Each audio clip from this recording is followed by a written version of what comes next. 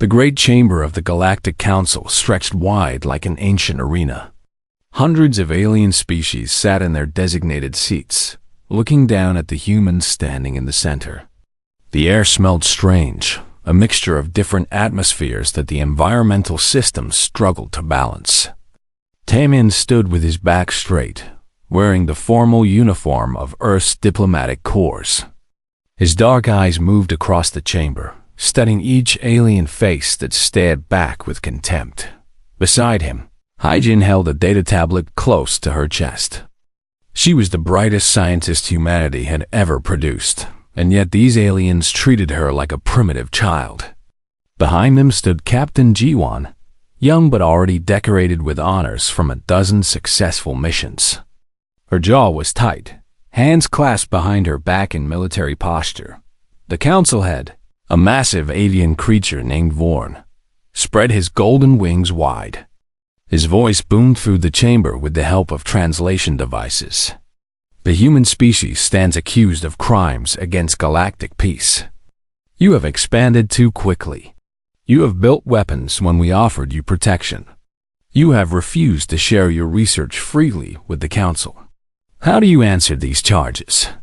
Taemin stepped forward.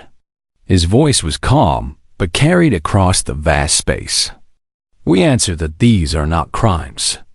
Every species here did the same when they were young. We explored because that is our nature. We built defenses because we learned that the galaxy is not always kind. We kept some secrets because we saw how this council treats those who have nothing left to bargain with. A ripple of angry sounds echoed through the chamber. Vorn's eyes narrowed, his feathers ruffling. You dare speak to us with such arrogance? We who have maintained peace for 10,000 years.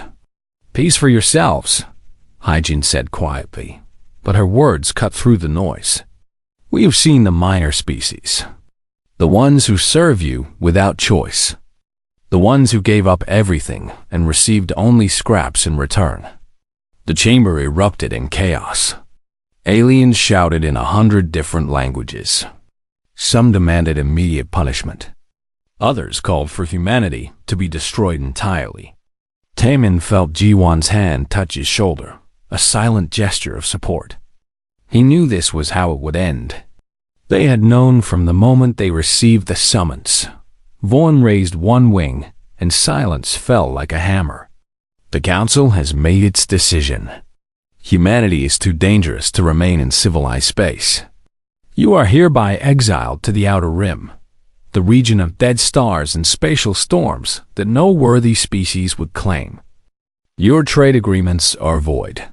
Your access to Council technology is revoked.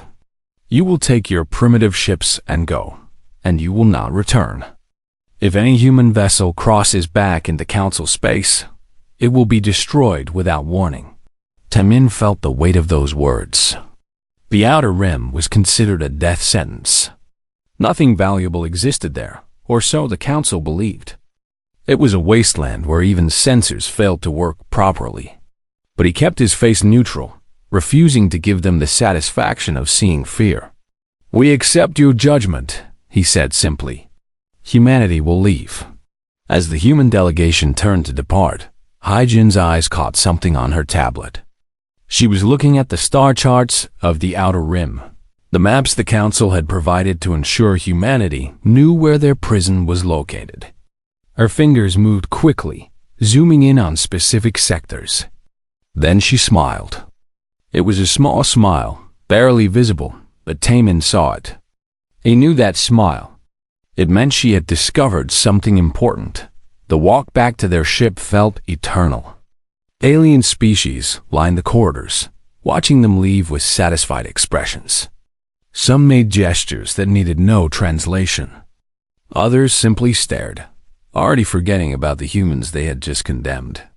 Jiwon kept her eyes forward, her military training preventing her from reacting to the insults.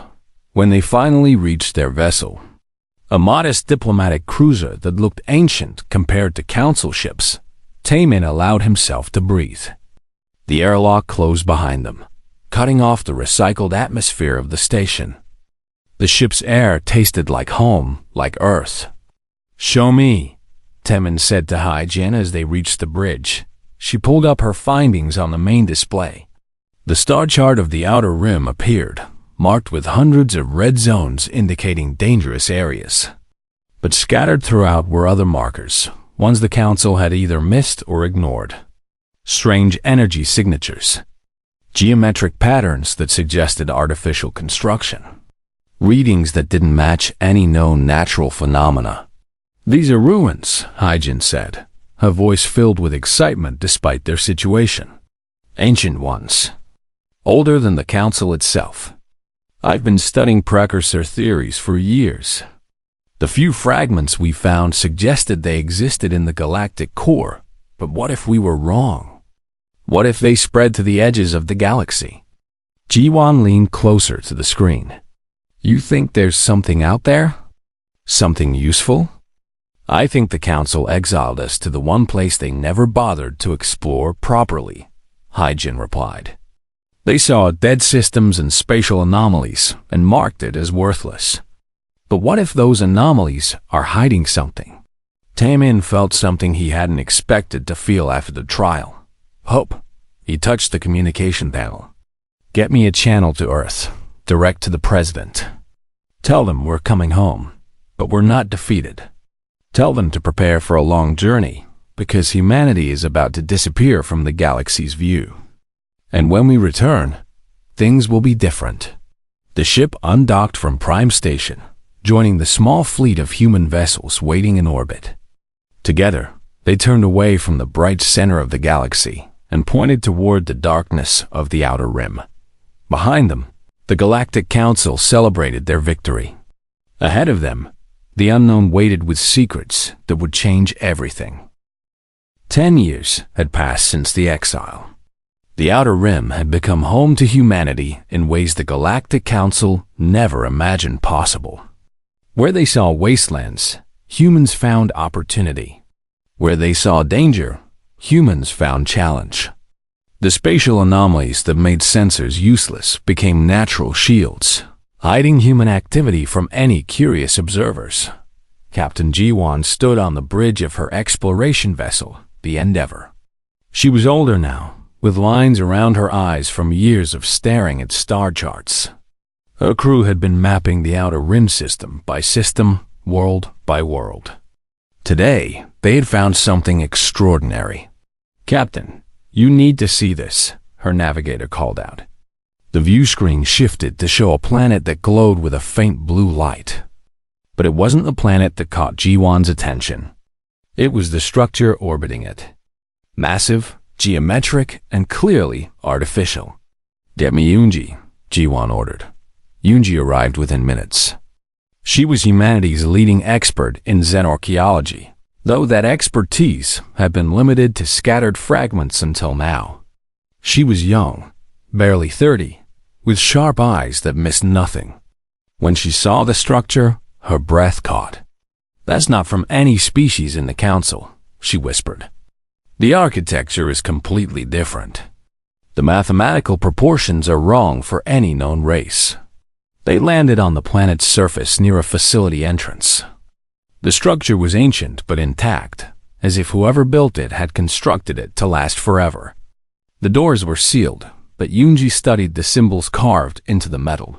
She worked for hours, her fingers tracing patterns while her mind raced through every language theory she knew. Finally, something clicked.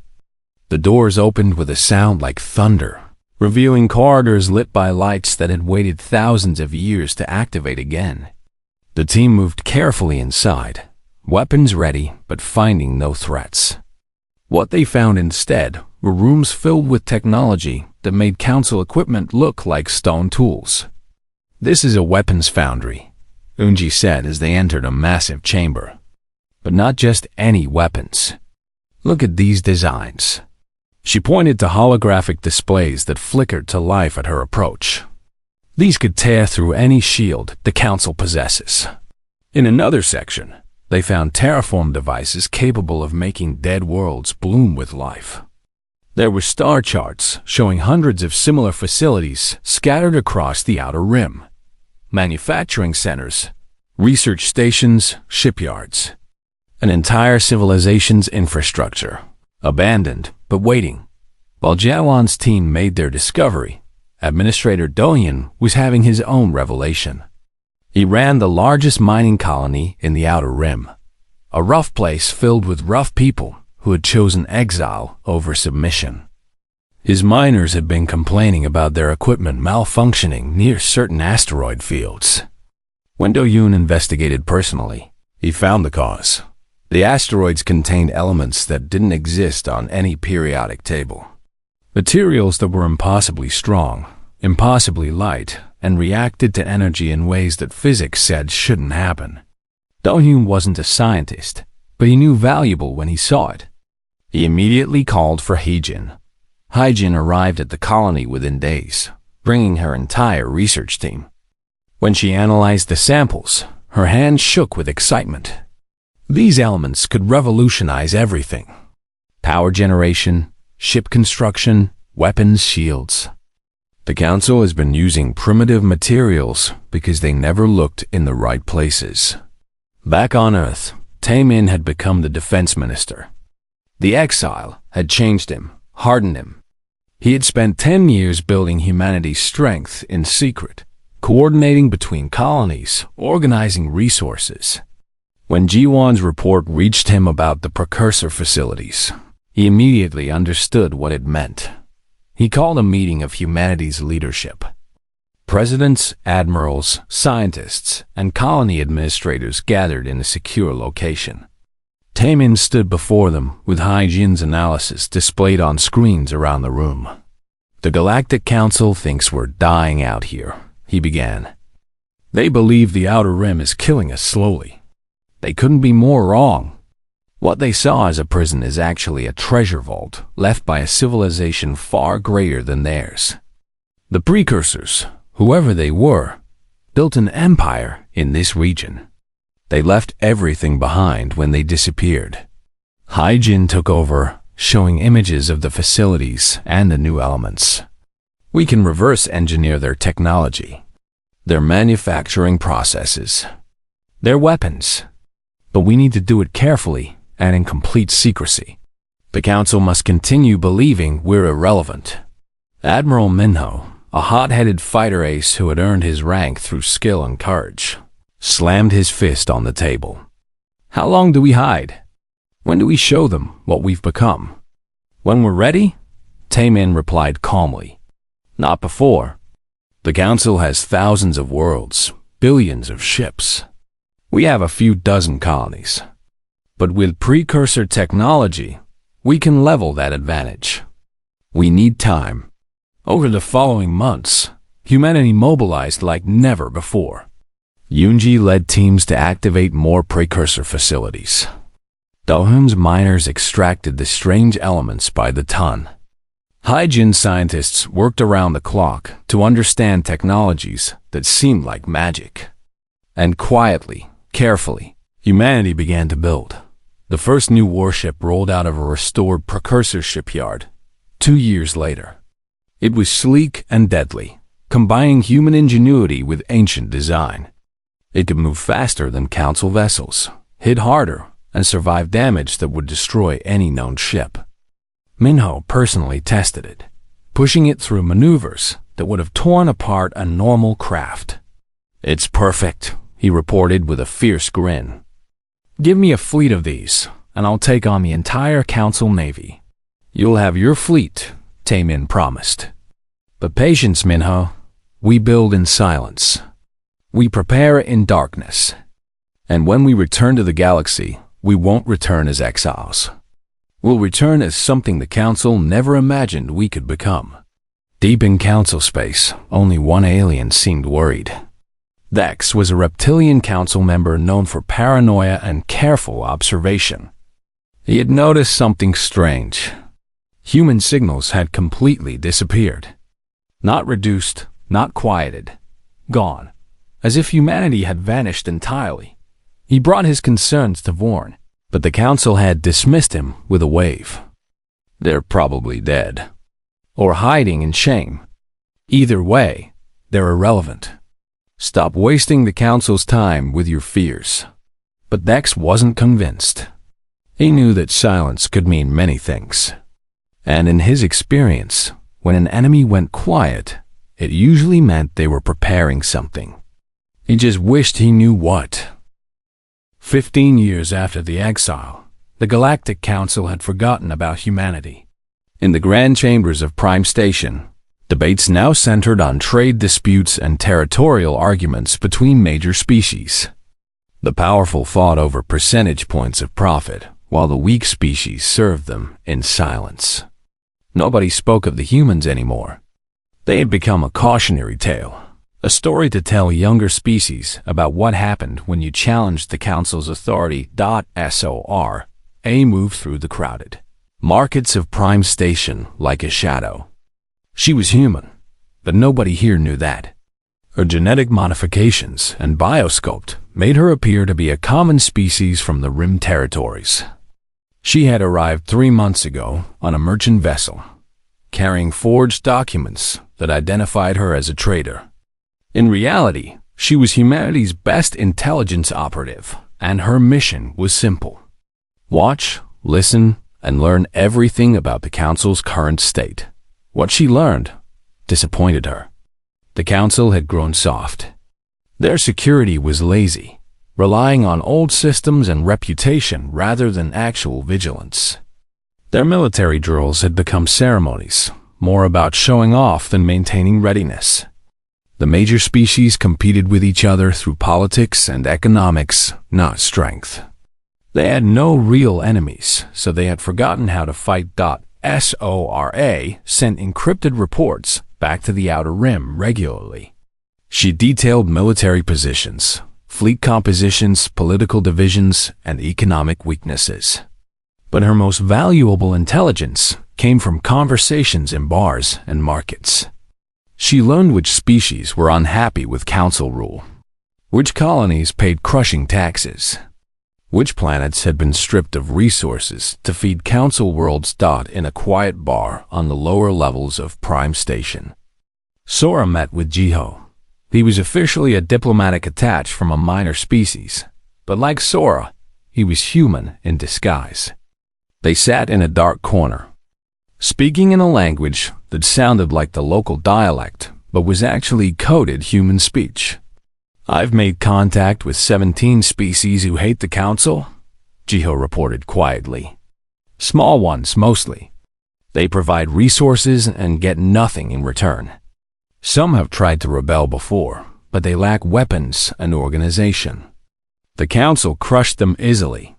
Would they fight if they had support?" Sora asked. "In a heartbeat," Jiho replied. "But they don't believe anyone can challenge the Council. They've ruled for 10,000 years. That kind of power seems eternal." Sora smiled slightly. "Nothing is eternal.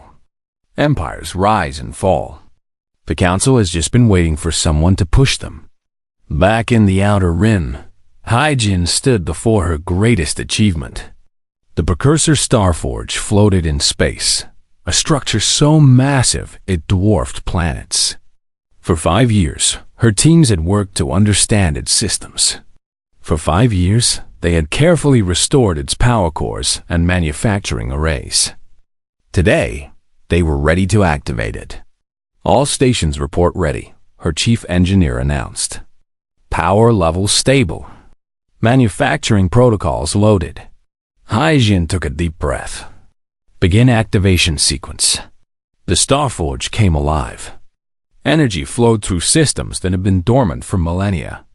The structure began to hum with power, drawing matter from nearby asteroids and gas clouds.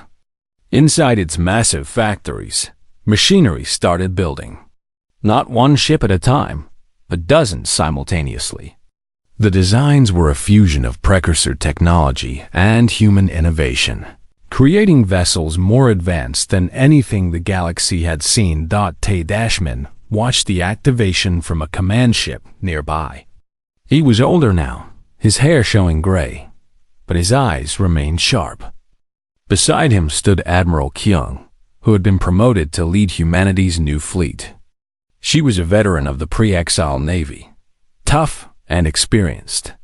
How long until we have a full battle fleet? Taemin asked. At this production rate, 18 months for the first wave, Kyung replied. 3 years for full mobilization. The Starforge can produce more ships in a month than the Council builds in a year.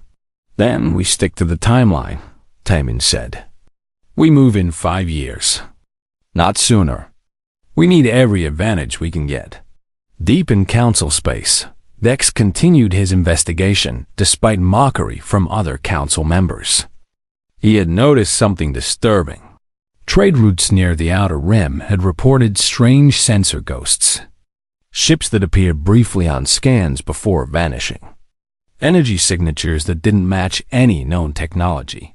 He brought his evidence to the Council Military Command, demanding they investigate. The response was dismissive. Probably just sensor malfunctions, they told him. The Outer Rim disrupts equipment. Everyone knows that. But Dex knew the difference between malfunctions and deliberate deception. He started redirecting his own resources, sending scout ships to the borders of the Outer Rim. Most returned with nothing to report. Some never returned at all. That worried him more than any positive finding could dot in the Council chambers. Debates grew more heated as different species fought over smaller and smaller issues. The avian species wanted better trade terms. The aquatic species demanded more water worlds. The insectoid species claimed historical rights to certain sectors. It was all noise in politics, with real issues ignored. Vorn presided over it all with growing frustration. The council he led was divided and petty, but he consoled himself with the thought that at least they had no external threats. The younger species were controlled. The dangerous ones had been exiled or destroyed. Peace, such as it was, remained intact. In a secret meeting on a human colony world, Sora and Jiho presented their findings to Taemin and the Leadership Council. Holographic displays showed council dispositions, political divisions, and potential allies. The council is weaker than we thought, Sora explained. Their military is spread thin, protecting thousands of worlds. Their species are divided and suspicious of each other.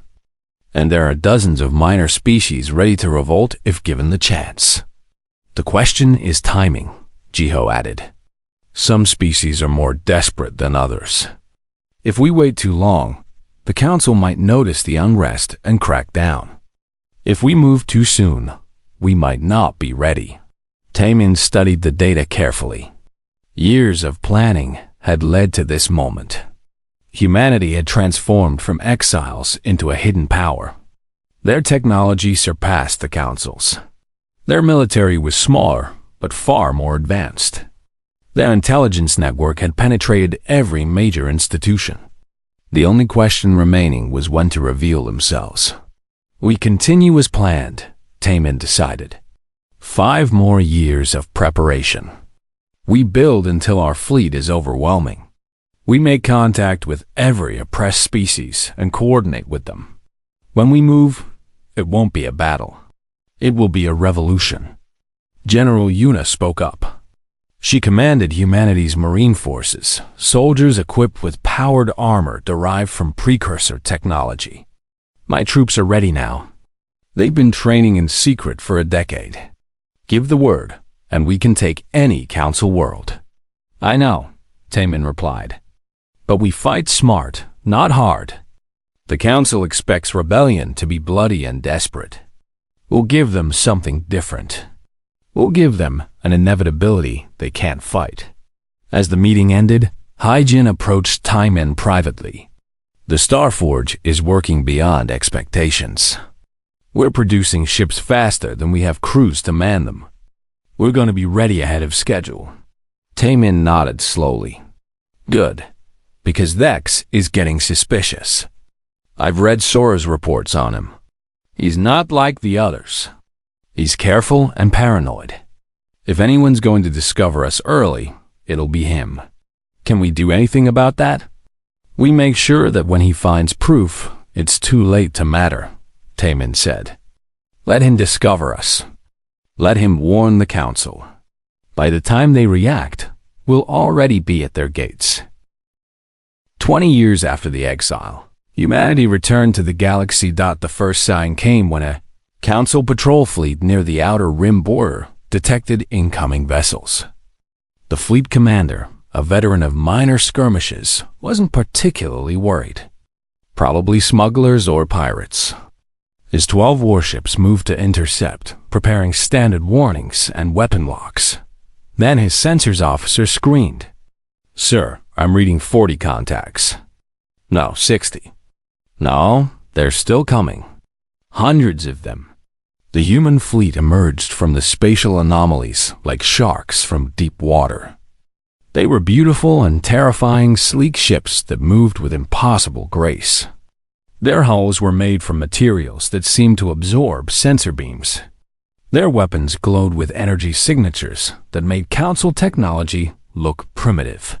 The patrol commander tried to send a warning, but his communications were jammed instantly. He ordered his fleet to fire. Energy beams and missiles launched toward the human vessels. Every single shot missed or was deflected by shields that bent space itself.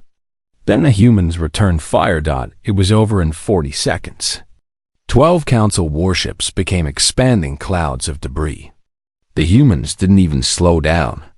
They jumped past the border and kept coming, driving deep into Council space like a spear through flesh. Admiral Kyung stood on the bridge of the flagship, the Indomitable.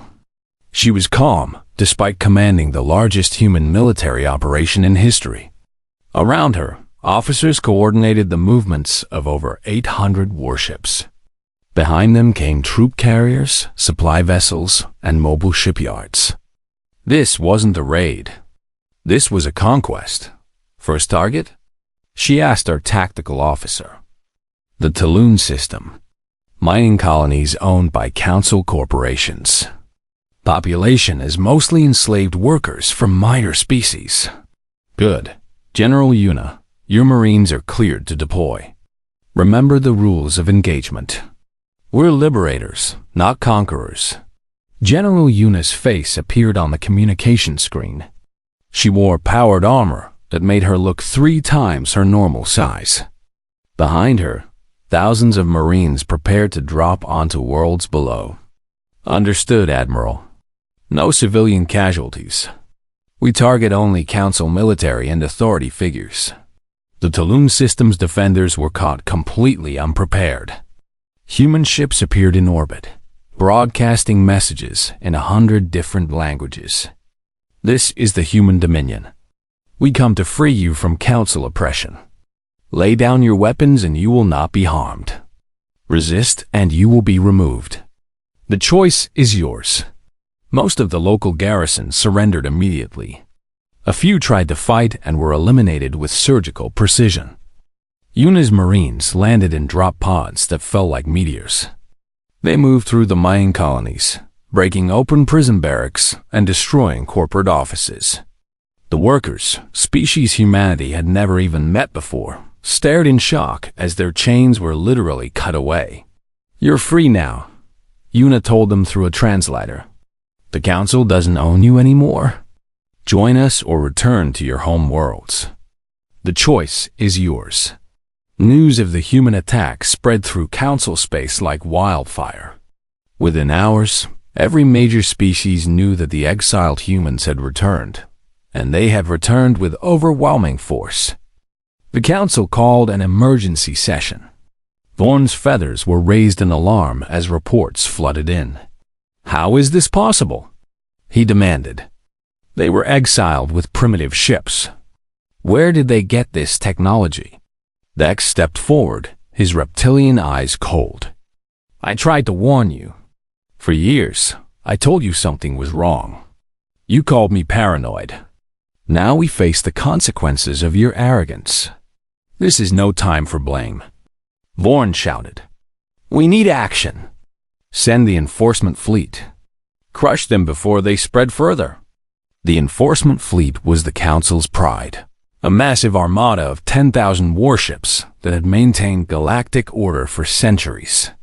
It was commanded by Enforcer Drax, a warrior from a species bred for combat. He welcomed the chance to fight a real enemy instead of suppressing rebellious colonies. His fleet jumped to intercept the humans near the Corvin sector. Drax expected to overwhelm them with sheer numbers. What he got instead was a lesson in modern warfare. The human fleet didn't retreat. It didn't even slow down. Admiral Kyung had predicted this response and prepared accordingly. Her ships formed a battle formation that looked wrong to Council tactical doctrine. They were too spread out, too loose. Drax ordered his fleet to charge forward and exploit the gaps. It was a trap. The human ships moved in coordination that seemed impossible without telepathy. They flowed around the Council fleet like water, hitting from unexpected angles. Their weapons cut through Council shields like they weren't even there. Ships that had served for decades exploded under impacts. They were never designed to withstand.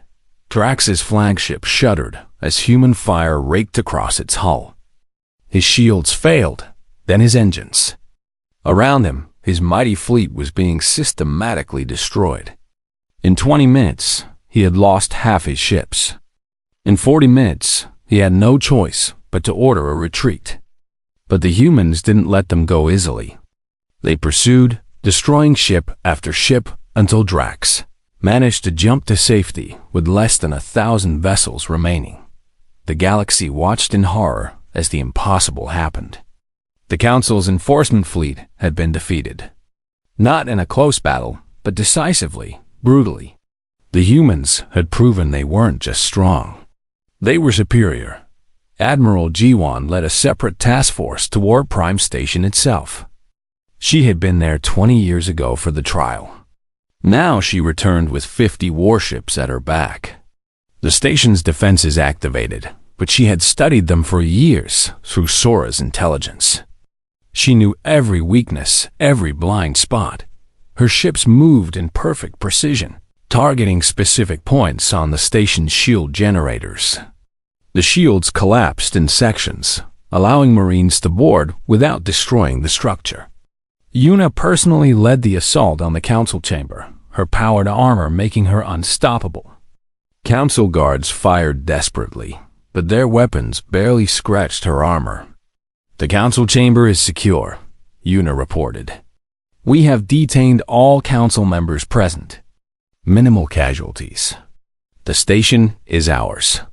Back in the Outer Rim, Taemin prepared to address the galaxy. He was older now, his face lined with the weight of 2 decades of preparation. But his voice was strong as he stood before cameras that would broadcast his message everywhere. "People of the galaxy," he began. 20 years ago, humanity was exiled by the Galactic Council. They called us dangerous. They called us unworthy.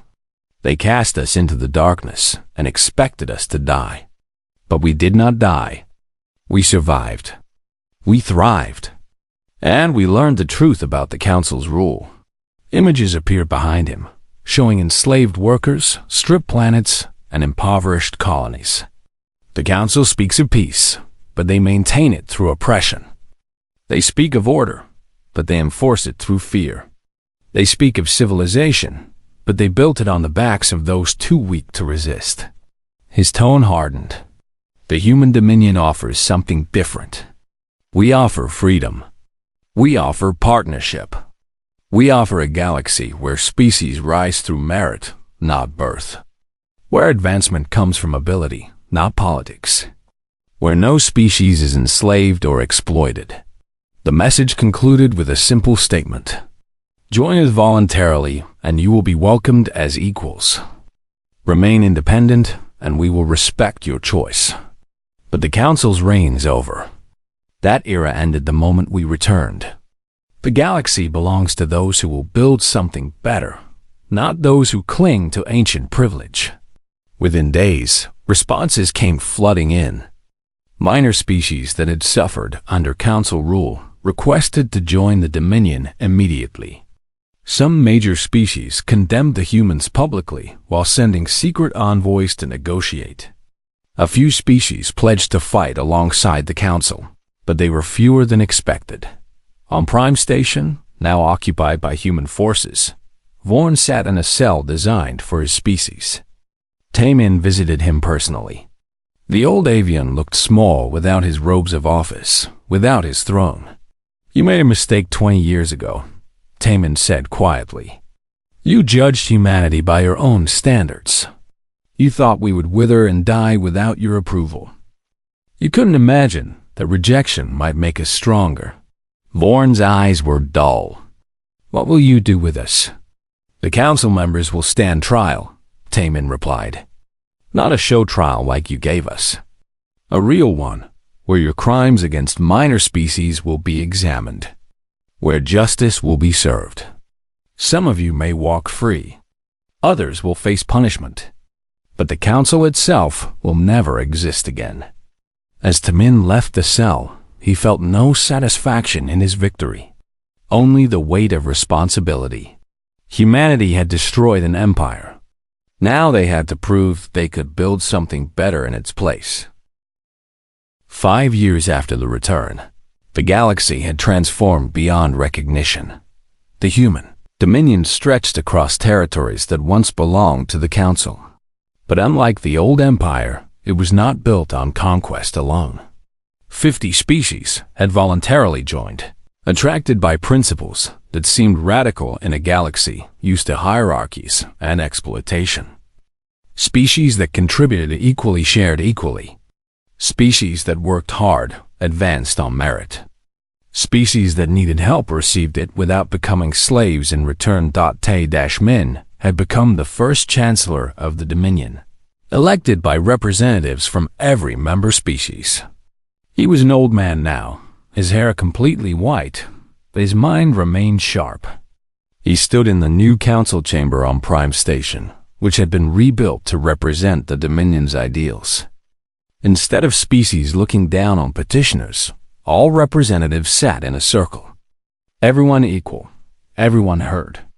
"We've received applications from 12 more species this month," reported Ambassador Jiwon, who had traded her military uniform for diplomatic robes. "Most are former council members who resisted at first, but now see the benefits of joining. The economic growth alone is remarkable." Taejin, now leading the Precursor Research Institute, added her report. "Our research teams have activated 40 precursor facilities across Dominion space. We've made them collaborative centers where scientists from all species work together. The innovations coming from these partnerships are extraordinary. We're developing technologies even the precursors might not have imagined." Admiral Kyung, speaking for the military, confirmed stability. "Piracy is down 70%. Border conflicts have almost ceased. When species have legitimate grievances, they bring them to the Dominion courts instead of fighting. Our military primarily handles exploration and disaster relief now." But not everyone had accepted the new order. Some former council species, particularly the older and prouder ones, refused to join. They maintained their independence, keeping their old ways. The Dominion respected that choice, but watched them carefully. Pride could turn to hostility if left unchecked. General Yuna, now commanding both military and humanitarian operations, reported on reconstruction efforts. "The former slave colonies are recovering faster than projected. We're providing resources without demanding repayment. Some species question why we do this, why we help without taking something in return. I tell them it's because strength means protecting those who need protection." The meeting continued with discussions of trade agreements, scientific exchanges, and cultural programs. It was boring administrative work, but Taemin knew this was how real change happened. Not through dramatic battles, but through daily choices to build something better. After the meeting, Haijin approached him privately. Her eyes held excitement that reminded him of the young scientist who had first spotted something unusual in the outer rim star charts decades ago. "We found something," she said quietly, "in the deepest precursor facility. Something they left specifically for whoever came after them. Temin followed her to the research vessel that orbited a restored, precursor station. Inside, surrounded by technology that hummed with ancient power, stood a device unlike anything they had seen before. It was circular, covered in symbols that seemed to shift and change when observed directly. "It's a gateway," Yunji explained. She had become Haijin's lead researcher, dedicating her life to understanding precursor mysteries. Not for physical travel, for communication. It connects to wherever the precursors went when they disappeared. "You're certain they didn't die?" Taemin asked. "The evidence is clear," Haijin replied. "They transcended physical existence somehow, moved to another dimension or state of being. This device is the bridge they left behind." Taemin studied the gateway carefully. "Can we activate it?" "We can," Yunji confirmed. "But we don't know what will happen. It might be a test. It might be dangerous. Or it might give us answers to questions we've been asking for 25 years. Then we activate it," Taemin decided. "We didn't come this far to fear knowledge." The activation required precise coordination. Haijin's team had spent months preparing, ensuring every system was calibrated perfectly. Representatives from all major Dominion species gathered to witness the event. If the precursors had left a message, all species deserved to hear it together. Energy flowed through the gateway, building in intensity until the air itself seemed to vibrate. Colors that had no names appeared in the center of the device. Then a voice spoke, not in sound but directly in the minds of everyone present. It felt ancient beyond measure, patient and wise. "You have found our legacy," the voice said. "We are the ones who came before. We built an empire across this galaxy when the current species were still primitive. We achieved everything that physical existence could offer. Technology that could reshape reality. Power that could move stars. Knowledge that explained the universe's deepest mysteries." The gateway showed images of the precursor civilization at its height. Magnificent cities spanning entire worlds. Ships that dwarfed anything humanity had built. Beings of pure energy and matter working in perfect harmony. "But with that power came a choice," the voice continued. "We could remain in physical form and rule the galaxy forever. Or we could transcend, moving beyond physical limitations to explore existence itself. We chose transcendence. But we knew others would come after us. So we left our facilities, our technology, our knowledge. A test for whoever would find them. The Galactic Council failed this test," the voice said, and there was sadness in those words. "They discovered fragments of our works but learned nothing from them. They became arrogant in their power, complacent in their dominance. They believed their reign would last forever. They could not imagine anything greater than themselves." New images appeared, showing humanity's exile, their struggles in the outer rim, their discoveries and growth. Humanity succeeded where others failed, not because you were stronger, but because you were humbled. Your exile stripped away arrogance and left you with only determination.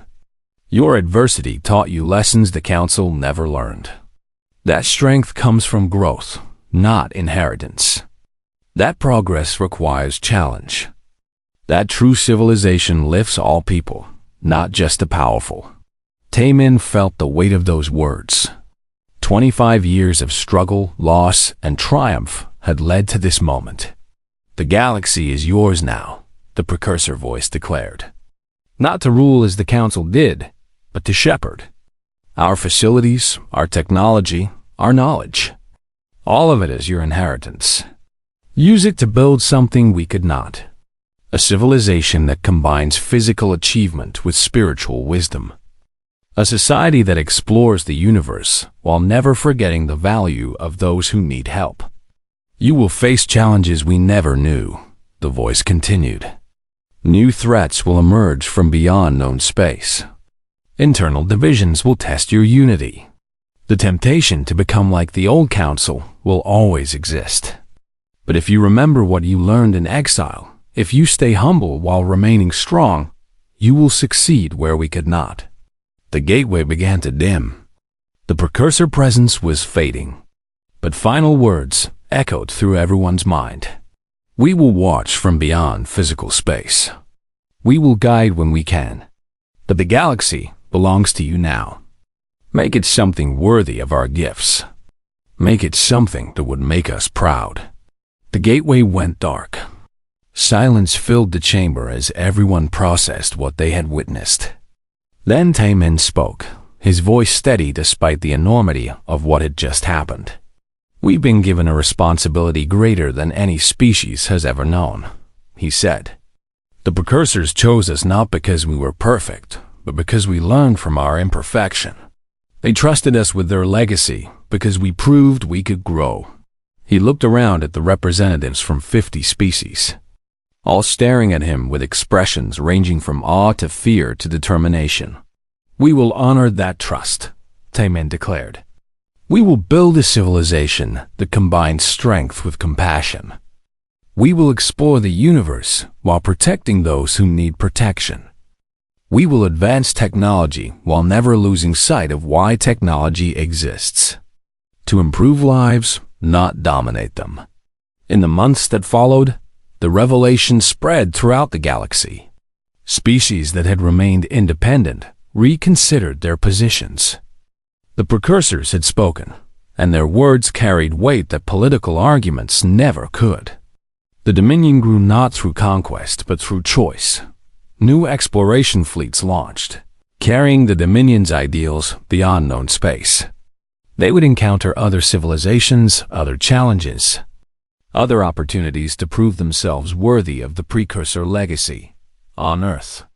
Now the symbolic heart of the Dominion, if not its political center, humans built monuments to the journey that had brought them here. Not monuments to victory or power, but to lessons learned through struggle. To humility, perseverance, and growth taught in schools across the Dominion, children of every species learned the story of humanity's exile. They learned how being cast out had made humans stronger. They learned that adversity could be a gift if faced with courage. They learned that true supremacy came not from dominating others, but from building something all species could share. And in a classroom on Prime Station, something remarkable happened.